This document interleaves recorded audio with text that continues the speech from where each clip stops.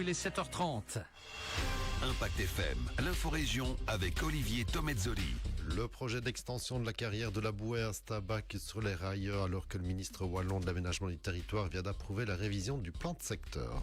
En football, tous les verdicts sont tombés en provincial. Dernière journée de championnat hier. Tous les détails dans ce journal. Et en rallye, week-end à oublier pour Thierry Neuville qui termine 7e aux îles Canaries. Lundi 28 avril, le développement des titres de l'info de l'arrondissement en présentation Olivier Tomezzoli.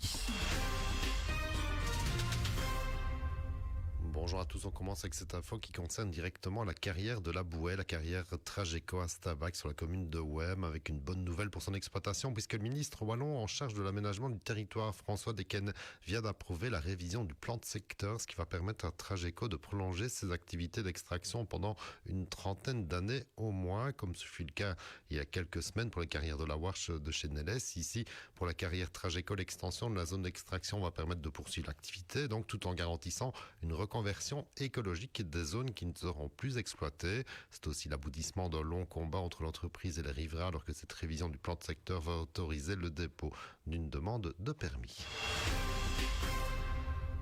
Malmedy reste inscrite en lettres d'or dans le fameux guide Michelin, pas seulement pour les quelques bonnes tables que compte la commune, mais pour le guide voyage et culture, puisque Malmedy conserve son étoile dans ce guide, tout comme Stavelot et Spa d'ailleurs, on l'avait déjà précisé ici. C'est donc la cité du Quarmé qui conserve les bonnes vues du Michelin, qui met en avant l'attrait touristique et culturel de la région malmédienne, et il y en a assurément. Football, Ster Francorchamps est sauvé hier en première provinciale au terme du derby entre frères ennemis à Sarre. Score final 0-0 qui contente finalement les deux équipes qui se maintiennent parmi l'élite provinciale au terme de la toute dernière journée de championnat. De son côté, Malmounderia s'est incliné en déplacement à Oris. Défaite de 1 sans conséquence pour les Dragons au classement.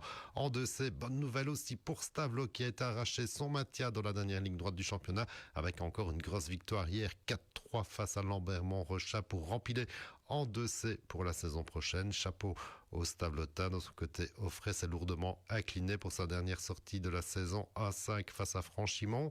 En troisième série D, pas de miracle pour OM Fémonville qui a vu son barreau d'honneur se terminer hier. Défaite 0-3 face à Elsenborn et la descente en quatrième provinciale au bout du compte. On suivra quand même encore le tour final dans cette série avec notamment l'Alliance Haute-Fagné-Bellevaux pour nous représenter.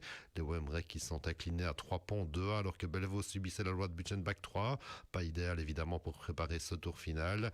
Et enfin en quatrième série F, Sterbe a trébuché sur la toute dernière marche. Défaite hier après-midi 3-5 face à Walkenrad B et surtout le titre qui s'est envolé au profit de Baleine qui n'a pas flanché. Il faudra passer par le tour final pour les Sterla pour tenter de remonter un échelon plus haut.